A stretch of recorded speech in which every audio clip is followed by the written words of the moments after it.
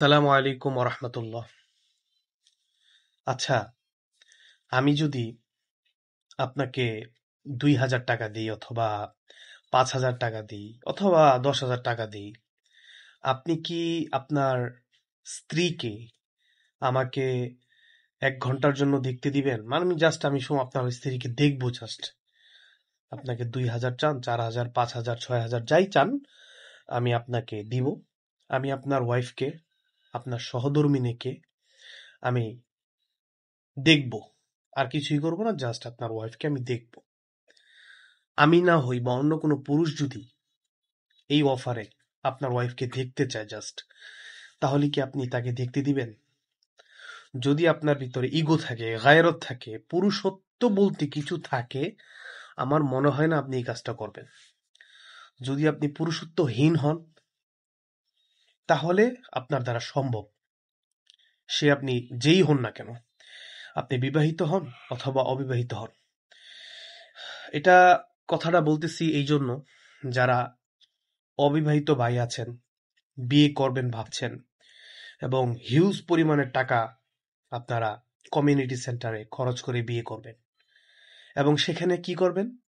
সেখানে আপনি আপনার ওয়াইফ ডিসপ্লে হবেন, সবাইকে দেখাবেন, সামনে হাজারো চেয়ার থাকবে, আপনার ওয়াইফ, আপনি সামনে বসা থাকবেন, আপনার ওয়াইফকে 2-4 হাজার টাকা, 5-6 হাজার টাকার গিফটের বদৌলতে সবাই দেখতে আসবে, দেখবে, আর আপনিও খুব হ্যাপি হবেন যে আমার এত সুন্দর করে সাজানো বউটা সবাই দেখতেছে।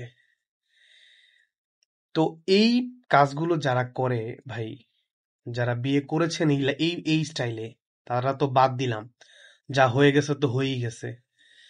আর যারা বিবাহ করবেন, ডিসেম্বর মাস যেহেতু চলেই আসছে, বিয়ের একটা মৌসুম চলে এসেছে, তো এই স্টাইলে যারা বিয়ে করার ফিকির করেছেন, আল্লাহর ওয়াস্তে ভাই বাদ দেন। হুম এটা এটা স্মার্টনেস না, এটা গায়রতমান ইগোওয়ালা পুরুষের কাজ এটা নয় যে সে তার ওয়াইফকে হাজারো মানুষের বাজারে ছেড়ে দিল এবং তার ওয়াইফকে মানুষ দেখতেছে। এটা এটা কখনোই সভ্য সমাজের কাজ হতে পারে না।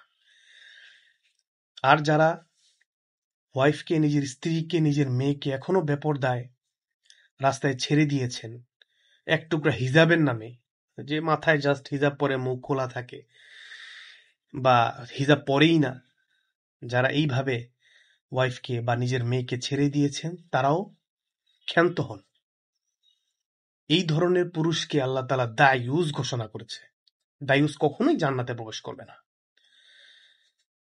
তো ভিডিওটা বিশেষ করে তাদের উদ্দেশ্যে যারা নতুন বিবাহ করবেন, এই প্ল্যান প্রোগ্রাম করে রেখেছেন যে এইভাবে বিয়ে করবেন কমিউনিটি সেন্টারে, মানুষকে দেখিয়ে, হাজারো মানুষকে দেখিয়ে নিজের বউকে, তাদের জন্য মূলত, যে যদি এই ধরনের প্ল্যান থাকে, এই ধরনের বিয়েতে কখনোই শান্তি হয় না পরবর্তীতে, তারা এই ধরনের বিয়ে করা থেকে, এই ব্যবস্থায় বিয়ে করা থেকে বিরত থাকুন।